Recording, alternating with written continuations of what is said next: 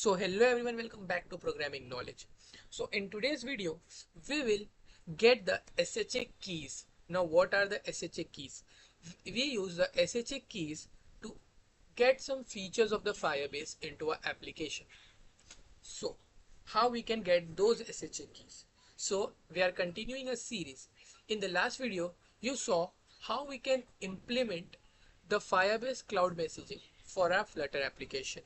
Now in this video, we will see how we can get the SHA keys into a Flutter. So without wasting any time, let's move on to the console. So onto the console, I am using the last step which we created, the PKFCM1. So just go to the project. Over there, click on the settings icon, go to project settings. After that, scroll down, and over here you can see that they say to add the certificate fingerprints. So we have to add this. So now how we can get this SHA keys? So there are two ways. In the first way, you have to open the Android Studio. So into the Android Studio, you just have to go to the Android file, go to the app and go to the build gradle. So now you can see that it's saying code inside unavailable. So just click on link gradle project. After that, click on OK. And just click on download. So now you may see that the import of the Android Gradle project is downloading and you can see the build icon. So click on that, and now once the import is ready, import is done, we can get the signing key. So let's just wait for the downloading process.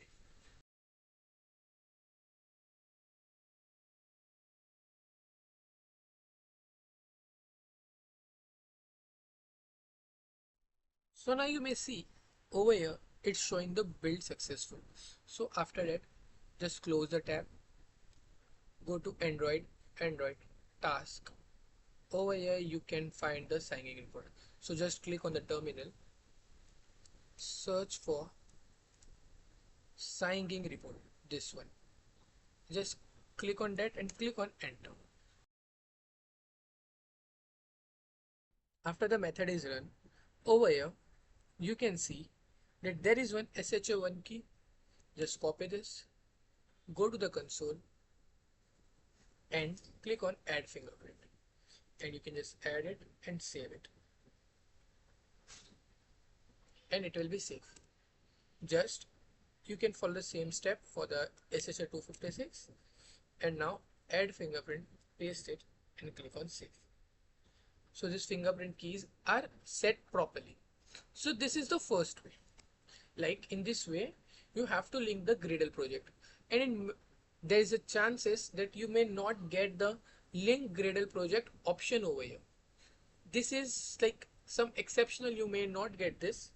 So go to the command prompt. So what you can do, you can, let me just delete this for now, delete the following keys because I have to set up it again for you. So just go to the, click on the icon and go to this, and now you can see it is telling that there is another method, and which is Keytool. So how we can do, just go to the new tab, type JDK download. We require a JDK for the second app.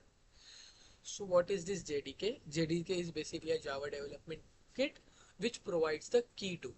So just click on here, and it will take some time, like my net is not proper. So just go to the Java downloads, and over here it's based on you, like whatever the package you can download, just download, and like go for the Windows, and you may install this one. Let me install this.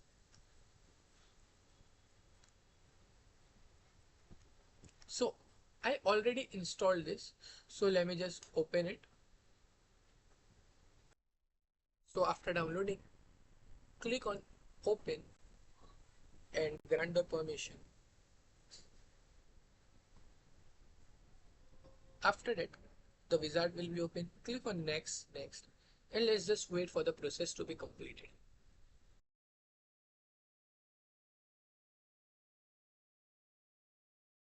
So now you can see this is completely successful. Now what we can write Windows R and open the command prompt. Now we can search for Keytool version. So now you can see we get the Keytool 4. But if you don't get it, like if you get the error of something like the Keytool is not recognized, so you can just go to the program files, then go to Java, after that JDK 4.24, then go to the bin folder and let's just copy it. After that, Windows environment variables, just go to the environment variables, go to path, click on edit and select new and paste it over. You can see I already done, so I don't do. You can click on OK, OK and OK. Identify it. So you can see it. Now what we are going to do, we are going to write Keytool list Keytool v alias. Okay, so after this, maybe I also forgot the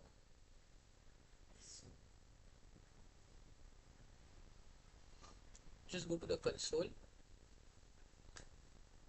and the app which we wanted to PKFCM, go to the settings,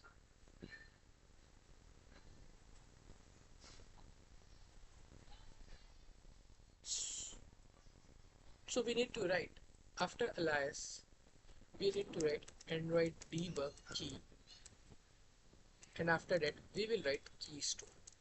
And over here you can pass the actual path, which is C users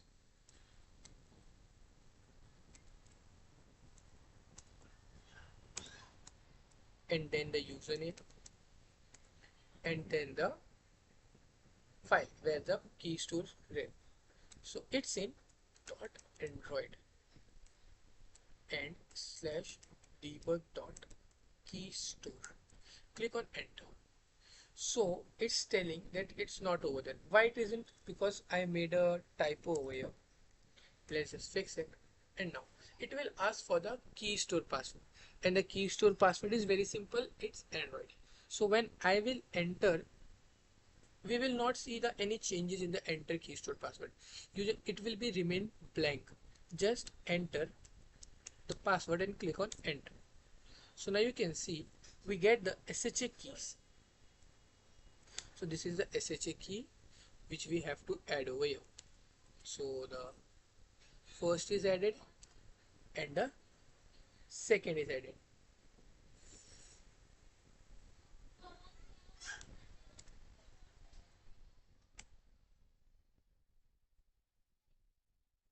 So it is because like I added the extra space before it. So just save it. Yeah, so it's done. So this is how we can get the SHA-1 and SHA-256 key. These keys are very important because in our next video, I will tell you how to implement Google sign-in. And for implementing Google sign-in, the SHA keys are the very must things. You should have those keys. So now you can see our app is set up completely. Like how we can get the SHA keys, you already know. We saw the two methods. First was from the Android Studio, and if you don't get the option of link Gradle project, you can use the key tools after downloading the JDK.